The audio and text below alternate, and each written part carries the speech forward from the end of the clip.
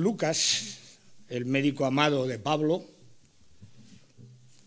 en este final del capítulo 8, nos explica o nos narra dos historias que ocurrieron prácticamente al unísono, casi se solaparon una encima de otra. La primera es, que no se ha leído, tampoco es problema, es la de un padre que tiene una hija que se está muriendo y que se acerca a Jesús y postrándose a sus pies le ruega que entre en su casa, porque si él entra en su casa y toca a su hija sanará. Mi hija está agonizando, le dice.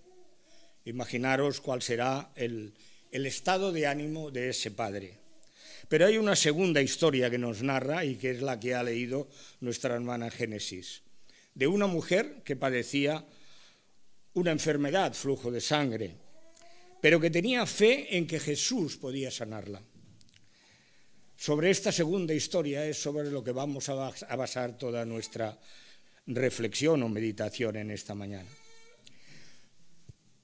Para completar panorámicamente toda esta historia, habríamos de leer, y bueno, en realidad, a lo largo de esta exposición vamos a ir, no lo voy quizás a decir, vamos a ir intercalando esta misma historia que se encuentra en Mateo, capítulo 5, y también en Marcos, capítulo 9.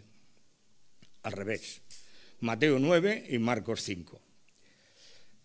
Esta es una historia en la cual la gracia y la misericordia y la fe prácticamente están fusionadas, como veremos. En primer lugar, consideraremos quién poseía esta fe.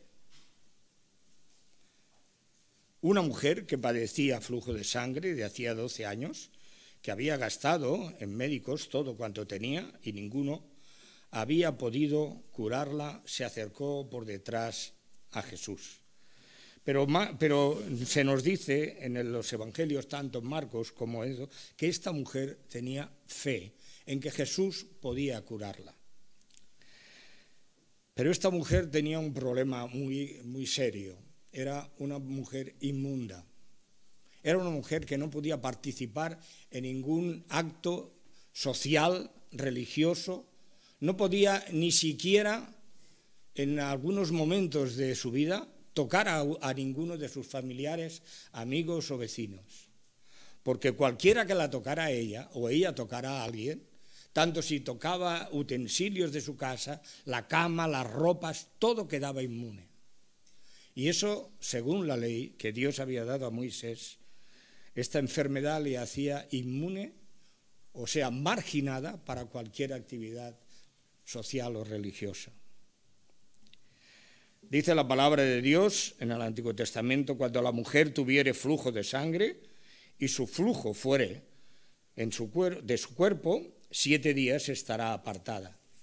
Pero hay una segunda parte de este texto.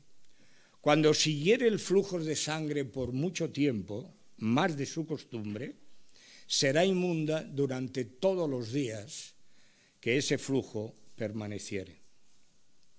Algunos intérpretes y seguramente también algunos médicos han considerado que ese flujo de sangre que tenía la mujer no podía ser permanente, porque en realidad si hay una pérdida de sangre continua, y esto bien lo saben las señoras, se van debilitando y hubiera quedado de tal manera tan débil que aquellos que la circundan, aquellos que conviven con ella, se hubieran dado cuenta de su estado. Por lo tanto, parece ser que ese flujo de sangre que se prolongaba durante el tiempo era intermitente. Muchas mujeres lo han padecido, entre ellas mi esposa. Y realmente los días que ese flujo duraba más de 10 días o 12 días, en realidad se le notaba a ella cómo sus fuerzas iban flaqueando.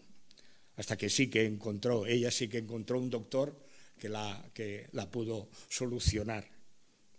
Actualmente las mujeres tienen suerte de que hay medicamentos y terapias que en realidad pueden solucionar este caso. Esta situación que padecía esta mujer no solamente era molesta, Imaginaros por un momento vosotras mujeres, que no podéis venir al culto, que no podéis tocar algunas cosas, o si las tocáis serán de vuestro propio uso. No podrá utilizarlas ni vuestro marido ni vuestros hijos. No podréis estar en la misma cama que vuestro esposo, según la ley mosaica, porque serán inmundas. Imaginaros por un momento que además eso se prolongara por durante varios días. No solamente estaríais molestas, sino también angustiosas. He tocado esto, he hecho esto, lo otro, cuando acaba. Pero también esta enfermedad producía en esta mujer dolor. Nos dice Marcos en el capítulo 5 y versículo 29 de su Evangelio que era como un azote, o sea, como si a alguien le dan de latigazos. Y eso parece ser, según algunos registros médicos, que ocurre en esta clase de enfermedad. Produce unos dolores intensos que hacen que la persona se retuerza.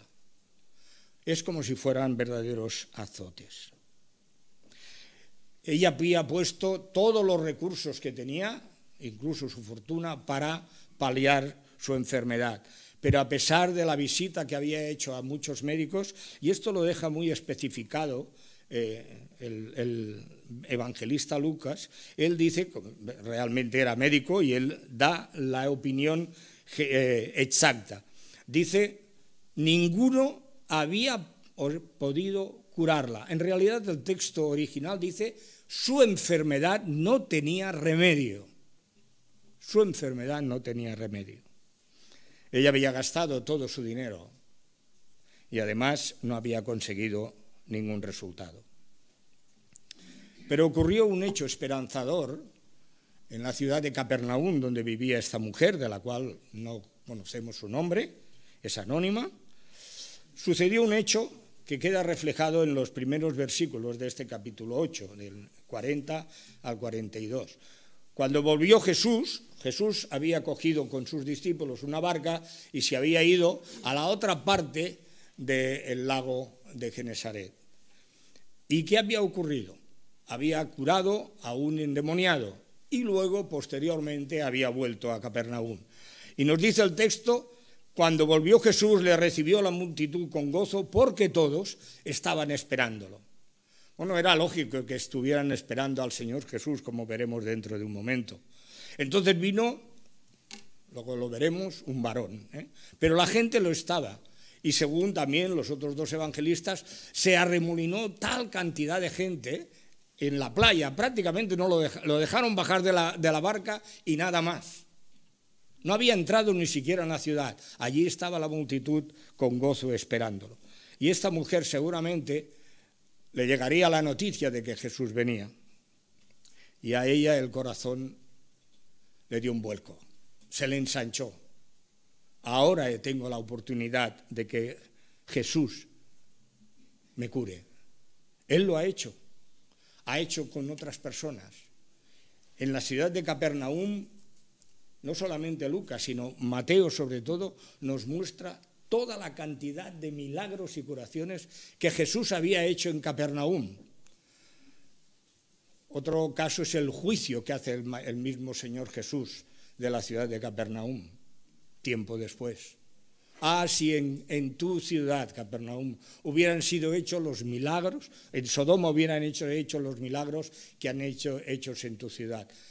Dice, seguramente se hubieran vestido de cilicio y durarían hasta el día de hoy. No era extraño que la mujer pensara que Jesús podía curarla. Liberó a un hombre del espíritu inmundo en la sinagoga. Curó de fiebre a la suegra de Pedro. Sanó a un leproso, al cual antes de sanarlo le dijo, hijo, confía, tus pecados te son perdonados. También curó a un paralítico. Sanó también al siervo de un centurión. Había una multitud de milagros y curaciones que Jesús había hecho en Capernaum. Y esa mujer no dudó. Él puede curarme. Y Él siempre recibe a todo el mundo. Nunca tiene un no. Durante su ministerio terrenal, el Señor Jesús llamó en diversas ocasiones y de muchas maneras a muchas personas que escuchaban su palabra. Los llamó para ir a Él. Venid a mí, todos los que estáis trabajados y cansados, yo os haré descansar. Esta mujer estaba trabajada y cansada, agotada. Si somos sinceros, ninguno está libre de sufrir una situación emocional y físicamente que nos agobie, nos moleste, nos canse y realmente nos deja trabajados y cargados. El futuro, sobre todo las personas mayores, aquellas que tienen pensiones pequeñas, con lo que ha subido el índice de vida no solamente este mes, sino el pasado, el anterior, y desde hace casi un año, hay muchos ancianos, muchas personas que casi prácticamente no llegan a final de mes. ¿Qué será de nosotros el año que viene? O si realmente todo esto desemboca en que el gobierno no puede pagar, las pensiones no se pueden cobrar, todo eso preocupa, el trabajo. Aquí en nuestra iglesia hay hermanos que tienen verdadera preocupación por el trabajo. Algunos llevan años buscándolo. La familia. A veces hay tensiones en las familias. A veces hay enfermos en las familias. A veces hay divergencias en las familias. Por carácter, por temperamento. Incluso los hijos a veces son motivo de preocupación. Los hijos que han escuchado el Evangelio y que alguna vez llega un momento que se hacen mayores y dicen, papá, mamá, no voy a ir más a la iglesia. Y uno piensa y confía y sigue orando como aquel padre que fue a Jesús y haz algo tú, Señor, porque tus discípulos no pueden. Y mi hijo se está perdiendo. Y nosotros oramos y confiamos en que la palabra que ha sido sembrada en su corazón, esa palabra un día rebrote y los salve. Una enfermedad personal. Uno llega un día, lo llama, hacer una visita rutinaria al médico, un pequeño análisis, y el médico le dice, bueno, usted se le ha desenvolupado una enfermedad que no tiene buen cariz. A veces cuando es propia realmente uno se tambalea. ¿Y qué diremos si es un familiar? Aquel familiar que uno ve que poco a poco se va deteriorando, sus fuerzas van flaqueando, uno ve que se va alejando. O es un hermano. ¿Quién no sufre por un hermano? Pablo decía, ¿quién no sufre y yo no sufro? Es así. Por eso os decía que el mensaje había empezado mucho antes. Aquí se ha orado que nos amemos, que a veces decimos que nos amamos a los hermanos, pero en realidad tenemos tensiones. Una enfermedad de un amigo. Hace poco despedí a la presencia del Señor a un íntimo amigo mío. En realidad, el último amigo que me quedaba, si Dios no levanta a otros. El día que me comunicó su esposa, que estábamos en contacto, pensé en una canción. Cuando un amigo se va, la canción sigue un ritmo y yo pensé, Dios levanta a otro.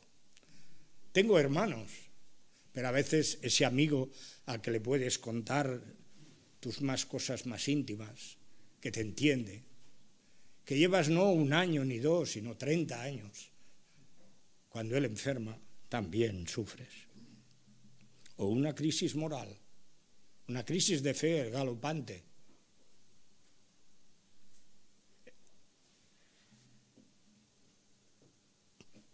Pérdida del primer amor.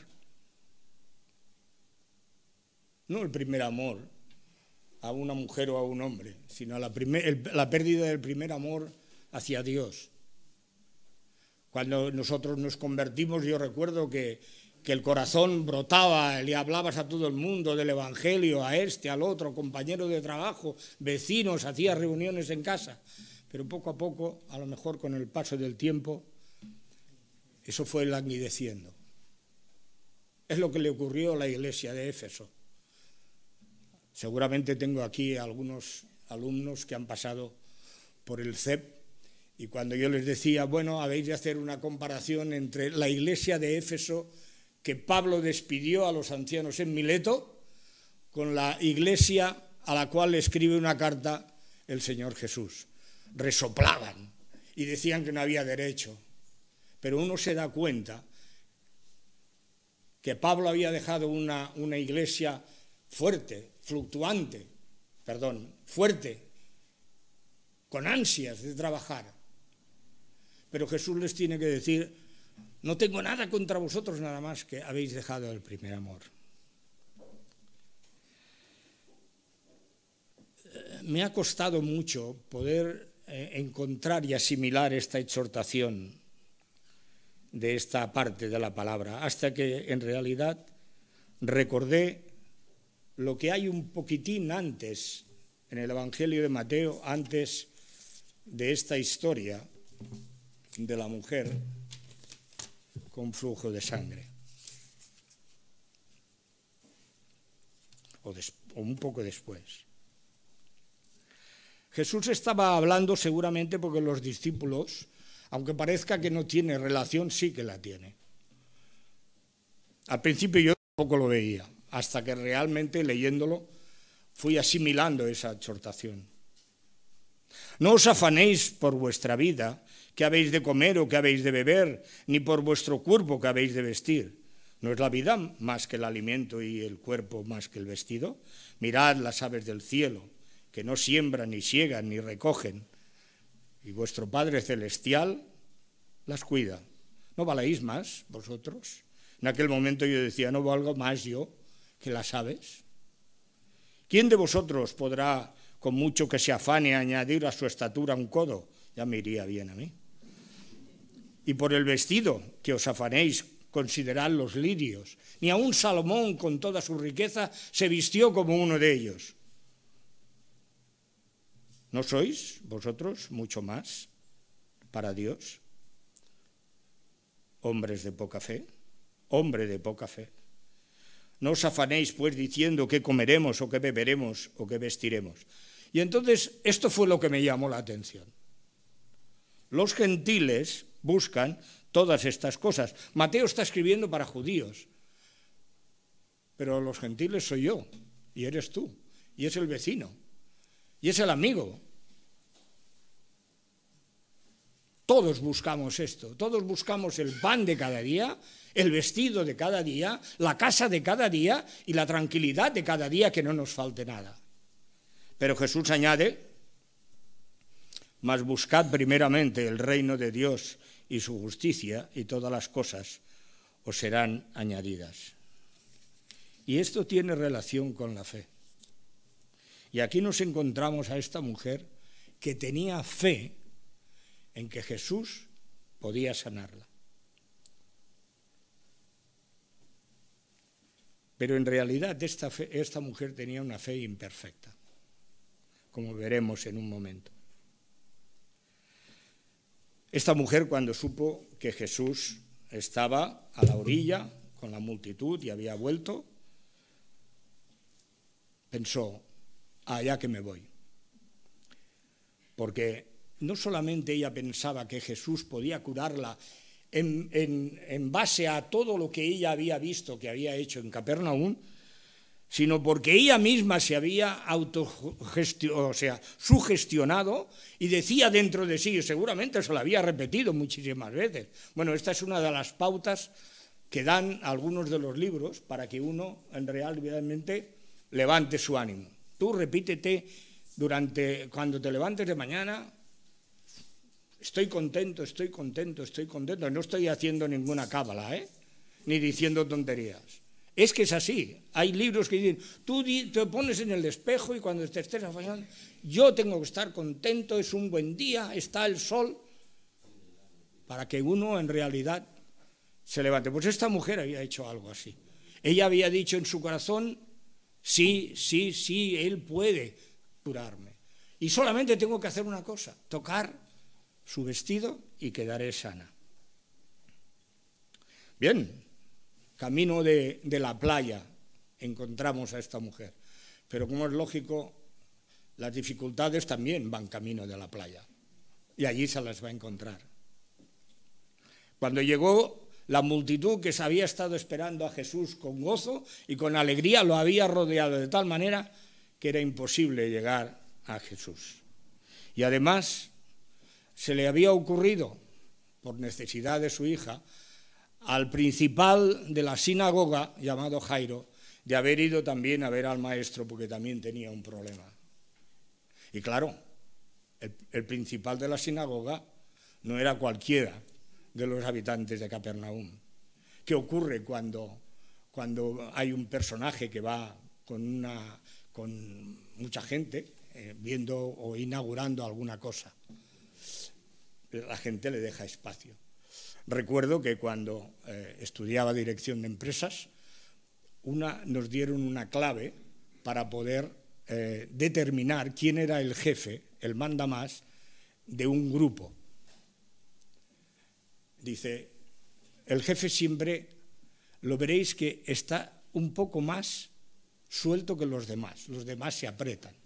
El que esté a su derecha, dice, es el más fiel y al que él confía más. El que esté a su izquierda también forma parte de los íntimos del jefe, dice, pero no tiene tanta categoría como el otro. Pero también, el jefe también se lo escucha y lo dice. Dice, veréis que el resto está a una distancia prudencial, los otros dos no, están más pegaditos a él. Y era cierto. Esto nos daba que cuando teníamos que ir a ver a una persona y a una persona que no conocíamos, lo primero que hiciéramos era eso, ver dónde estaba él, o dónde estaba sentado, o cómo estaba sentado, y descubríamos. Pues bien, al principal o uno de los principales le abrieron un poco el paso. El hombre se postró delante de los pies, como hemos dicho antes, y rogaba al Señor, ven a mi casa, mi única hija de 12 años está agonizando. Y Jesús se levanta, si estaba sentado, y se va con él. Si la multitud lo había rodeado, ahora, según nos dice, sobre todo nos lo dice Marcos, no solamente le apretaban, sino que le oprimían, porque todo el mundo quería ver lo que Jesús haría en casa del principal de la sinagoga. Pero era tan grande la fe de aquella mujer, era tan grande, y estaba tan segura que Jesús podía curarlo, que marchó detrás de la comitiva. No se nos dice cómo lo hizo, pero seguramente ella empezó a apretarse, hasta que tan cerca llegó de Jesús que tocándole por detrás su vestido, al instante, según la propia palabra de los 3 evangelistas, se detuvo su flujo de sangre. Su deseo se había cumplido. Podía ir tranquila a su casa. Podía abrazar a sus familiares, amigos, vecinos. Podía estar tranquila de que nadie quedaría inmundo tocando ni sus vestidos, ni sus utensilios de cocina, ni los platos, ni la cama. Todo había cambiado. Había dado un vuelco de 180 grados su vida. Y ahora me marcho, la mujer marchaba feliz y contenta. Pero hubo unas palabras que la sobresaltaron. O sea, si no había tenido dificultades, ahora tenía un susto. Jesús se había detenido, se había vuelto y buscaba con la mirada a una persona, a ella. Pero además había dicho, ¿quién ha tocado mis vestidos? ¿Quién ha tocado mis vestidos? Todos lo negaron. Todos negaron, no hemos tocado nada, maestro. Sobre todo Pedro, que era el más suelto de la lengua. Se parece un poco Le dijo, maestro. Algunos comentaristas dicen que es un poco irreverente la contestación de Pedro. Maestro, no te pases. Aquí están todos apretujándote y apretándote y dices quién te ha tocado. Pero Jesús describe lo que quiere decir con esta primera pregunta. Alguien me ha tocado porque yo he conocido, no que han tocado mis vestidos, sino que ha salido poder de mí. Ha salido poder de mí. ¿Qué propósito había en Jesús para repetir la pregunta y seguir mirando a la multitud, buscando los ojos de la mujer? Sanar de manera plena a aquella mujer que había tenido la osadía de ir por detrás y de haber tocado sus vestidos. Y tenía el Señor Jesús el deseo de sanarla de manera total, no solamente física, que ya lo había realizado, sino también espiritualmente. Porque su fe no estaba libre, como he dicho antes, de superstición. Si tocare los vestidos, quedaré limpia. Pero no eran los vestidos donde estaba el poder, y esto es lo que Jesús quería que ella entendiera. El poder estaba en Jesús mismo, aquel que realmente había venido a revelar al Padre. Ella tenía que reconocer que no lo había curado su acción tocando los vestidos, sino el poder de Jesús. Se había escondido, porque tal como nos dice que cuando vio que había sido descubierta, volvió, fue a Jesús. Por lo tanto, se había marchado, se había escabullido entre la gente. A veces también huimos, ¿verdad?, del Señor. A veces ocurre que hay personas a nuestro alrededor que también nos privan de ir a Jesús. A veces hablas con un amigo y le dices, bueno, no, es que yo creo en el Evangelio, en el Señor Jesús. Oye, no digas tonterías. Estas son cosas de vieja. Nos cuesta. A veces los familiares también privan de que nosotros en realidad o sirvamos al Señor o tengamos una comunión más íntima con ella. Siempre hay cosas que hacer, siempre hay cosas que nos piden. Pero hay otras veces que Dios tarda mucho en responder nuestras peticiones. ¿Y qué hacemos entonces? El ejemplo de José, el hijo de Jacob, es realmente digno de ejemplo. Él había tenido visiones de parte de Dios en las cuales él ocuparía un lugar de preeminencia en medio de su familia. Él sería realmente el más digno de su familia. Pero resulta que por no haberse querido acostar con la mujer del dueño que lo había comprado de Egipto y que realmente estaba con él, la mujer de su dueño lo había calumniado y lo habían metido en la cárcel. Y llevaba 2 años. Y además había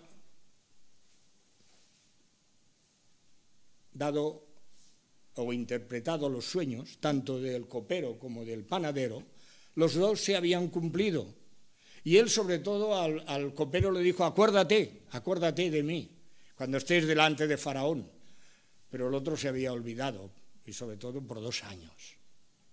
Pero él siguió confiando en Dios, y Dios al final lo levantó a un lugar tan prominente como era el segundo en Egipto, después de Faraón era el primero. Hay a veces que cuando le hacemos una petición a Dios, el tiempo apremia. A esta mujer le apremiaba, por eso fue detrás de Jesús, de Jairo, de la multitud. Y entonces hacemos alianzas que más que traernos bendición nos traen quebraderos de cabeza.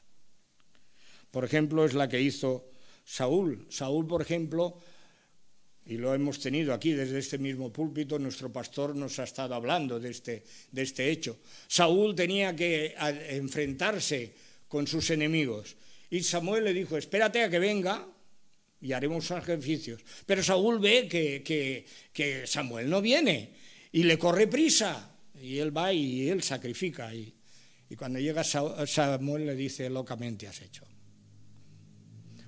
O bien Asán,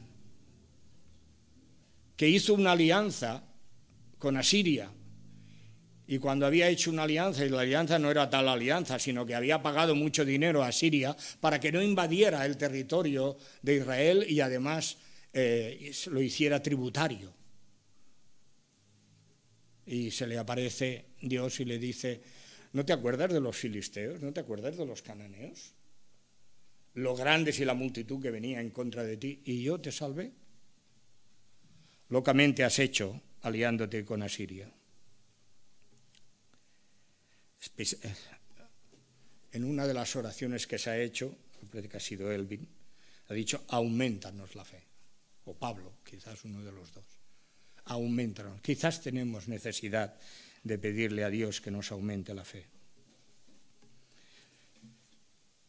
Y no voy a extenderme más en reflexiones, pero una última quizás nos convenga a todos. A veces no entendemos el tiempo de Dios. Le pedimos cosas a Dios o pensamos que Dios las va a creer que son correctas, como lo pensó Moisés.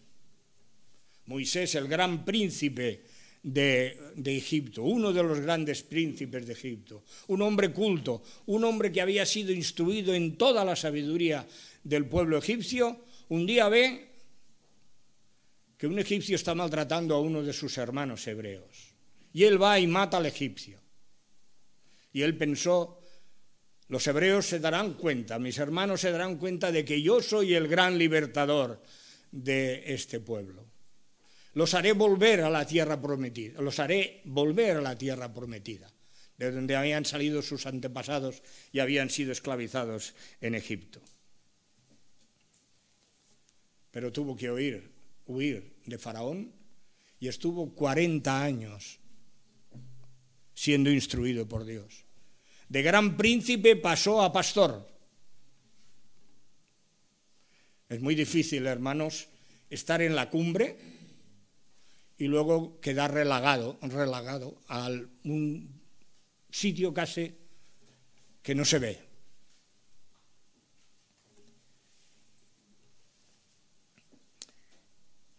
Acerquémonos a Dios, acerquémonos a Jesús, el siervo sufriente, porque lo mismo que el Dios del Antiguo Testamento, Yahvé, que en el Nuevo se describe como nuestro Padre Celestial, tiene las mismas palabras su Hijo Jesucristo. Se nos dice en Isaías, Dios no quebrará la caña cascada, ni apagará el pábilo que humea, por medio de la verdad traerá la justicia. Y Jesús repitió estas mismas palabras. No apagará el pábilo que humea, ni la caña cascada la quebrará. Y aquí encontramos a esta mujer con una fe imperfecta, una fe que humea, una fe que está cascada, porque no es una fe todavía salvadora. Ella sí ha sido sanada, es verdad, pero no es una fe que la salve.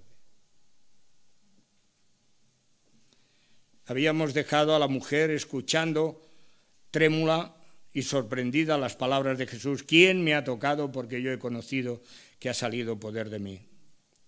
No solamente la inquietaron, sino también la hicieron reaccionar. Ella vio que todo había quedado al descubierto, que por más que ella se había escondido y le había tocado por detrás sus ropas, Jesús sabía que había salido poder de él y ella sabía que ese poder la había sanado. Su acción no había quedado oculta y ella dice que volvió, temblando y trémula a los pies de Jesús. Y a sus pies le declaró delante de todo el pueblo por qué causa le había tocado y cómo al instante había sido sanada. Es aquí donde muchos creen que la mujer había estado escondiendo su enfermedad. Y esa enfermedad ahora la tiene que exponer delante de todo el pueblo. Era una vergüenza. Una mujer que quizás había sido inmunda, o era inmunda, y había ido escondiendo su enfermedad, y seguramente, no lo sabemos, tampoco se describe en los evangelios, en ninguno de los 3 evangelistas, que ella hubiera dejado inmunda. Seguramente tenía cuidado. Declaró delante de todo el pueblo por qué causa le había tocado. Yo que creía, seguramente dijo la mujer, yo estaba convencida de que Jesús podía sanarme, y así ha sucedido. Estoy sana, estoy limpia del flujo que me había atormentado.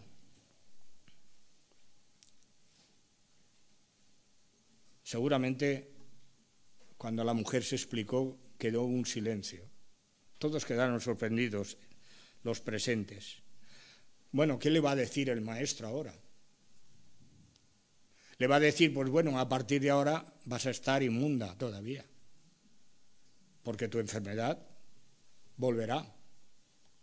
O quizás la va a reprender de tal manera que va a quedar avergonzada para siempre delante de sus convecinos. Más de una vez he quedado, no muchas, pero yo diría que 2 o 3, avergonzado. Sobre todo por algún íntimo amigo. Porque algo que he hecho ha puesto en evidencia que a veces hablo y otras hago cosas diferentes de las que digo. Pero Jesús no tiene palabras de repulsa. Le dice, hija, tu fe te ha salvado, ve en paz. Hija, este es un término cariñoso. Yo recuerdo que cuando hacía algún desaguisado en mi casa o por el barrio, que también había hecho, y esto llegaba a oídos de mi padre y le habían dicho a mi padre, oiga, controle un poco al niño. Mi padre siempre me decía las mismas cosas, casi era, no me decía hija, me decía hijo, ¿no? Pero siempre me decía, a ver, pequeño, ¿qué has hecho esta vez? Y estas son las palabras que hace Jesús, hija. Es como el abrazo de un padre a un hijo. Es una palabra que quita el temor, que da descanso.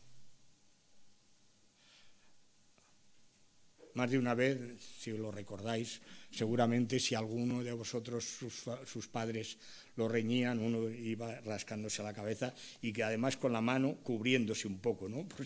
Por si se soltaba algún que otro cachete. Hija. Y cuando veías que vuestro padre, pues, ven para acá, cariño, y extendía los brazos, a uno se relajaba. Tu fe. Pero la fe de esta mujer no era imperfecta. También este punto me ha costado de entender. La fe de esta mujer, que era imperfecta, la llevó al lado de Jesús. La obra que el Espíritu Santo, ese don inconmensurable que Dios ha dado para que mure en nosotros, esa obra, antes de que nosotros rindamos nuestra vida a Cristo, hermanos, yo no sé cómo trabaja. Yo puedo dar testimonio de cómo trabajó conmigo, pero yo he visto situaciones en mis hermanos y que conozco que ha obrado de distintas maneras. He visto como hay personas que han oído la primera vez el Evangelio y han caído de rodillas pidiendo perdón por sus pecados. Y he conocido un hermano que llevaba más de 3 años escuchando la palabra del Señor. Digo hermano, porque luego lo fue. Y en una noche de fin de año, en un culto, a él le dio la sensación de que alguien le hablaba. Y le decía, es tu última oportunidad. Y él dice que cayó de rodillas y le pidió perdón a Dios por sus... Yo no sé cómo obra. Dijo el Señor Jesús que cuando Él se marchara nos enviaría el Consolador, el Espíritu Santo, que Él convencería al mundo de pecado, de justicia y de juicio. Y hermanos, el Espíritu Santo sopla de donde quiera y va a donde va. Y dice al Señor Jesús a Nicodemo, no sabes de dónde viene, y es verdad. Supongo que algunos pueden saber que el viento cambia varias veces al día. Puede soplar a la mañana del norte, al mediodía del este, a la tarde del oeste, y a la noche volver otra vez a soplar del norte. El Espíritu Santo se mueve a cada persona según sus propias necesidades. Pero es verdad que no siempre esa acción del Espíritu Santo llega a dar fruto en esa persona. Porque una cosa es oír el Evangelio y otra es rendir y a nosotros confesar nuestros pecados. La parábola del sembrador nos dará un perfil de estas personas. La primera, la que cayó en la semilla en el camino, el Señor Jesús la interpretó como aquella persona que recibe la palabra, pero viene el diablo y la arranca de su corazón. Es importante esta palabra, la arranca de su corazón. Entrar la palabra en el corazón de uno es entender la palabra de Dios, es comprender cuál es la salvación de Dios. Pero a uno, por la causa que sea, no le interesa que Dios coja su vida y sea su Señor y controle su vida. Y por eso, poco a poco, esa palabra va desapareciendo, porque no hay continuidad de sentirla y seguir oyéndola. Luego hay aquel que se inflama, pero su gozo que hay es porque trata de hacer mercadería con Dios. Yo tengo este problema y si tú me lo solucionas, yo te sigo. Al final caerá. Luego hay aquella, ¿y qué ocurre? Cuando no ocurre eso, se apartan del Evangelio. El Señor no me sirve. Pero hay quien cae en buena tierra la palabra y da fruto, y da 100, y en otros 60, y en otros 10, pero esos 10 también son fruto. Y este era el fruto de esa mujer. Pero faltaba redondear esa fe por medio del Señor Jesús. Tu fe te ha salvado. Hay un detalle cuando uno ve la manera en que sigue la conversación. La mujer, cuando se acercó y explicó a la multitud qué había sucedido con ella cuando había tocado a Jesús, ella dice, toqué su ropa o su manto y sané. Sané. Es una palabra que significa sanar físicamente. Y eso es lo que había ocurrido. Pero Jesús le dice, ve, tu fe te ha salvado. Es un término que se utiliza bíblicamente para determinar una salvación genuina. Hermanos, no tenemos todo lo que ocurrió todavía en ese lapsus de tiempo de hija, tu fe te ha salvado, ve en paz. Y esas últimas palabras también son dadas cuando la fe de uno es genuina. Justificados, pues, por la fe tenemos paz para con Dios. Y esa paz es una paz genuina, de salvación genuina, de fe auténtica. Pero, hermanos, ninguno de nosotros ha llegado a creer y a ser salvo con una fe perfecta. En nosotros se empezó una obra y esa obra la perfeccionará Dios hasta el día de Jesucristo. Ve en paz. Hay una máxima en el Evangelio, y con esto estamos terminando. Hay una máxima en el Evangelio. La fe salvadora hay que confesarla, es verdad. pero se cree en el corazón para justificación, pero se confiesa con la boca para salvación. Me alegra que hayamos tenido bautismos. Me ha gustado el testimonio de Jefferson y el de Manuel también. Me gustó. Dice, yo no tengo nada que decir, soy muy joven. Y yo doy gracias porque a los 16 años conocí el Evangelio. Pero mi padre daba gracias por haber conocido el Evangelio cuando tenía 60 años.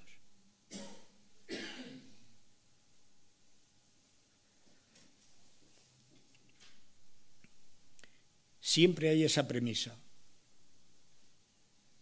confesión de pecados y bautismo. Juan el Bautista vino predicando: arrepentíos porque el reino de los cielos se ha acercado. Cuando uno oye el Evangelio, el reino de los cielos se acerca a uno.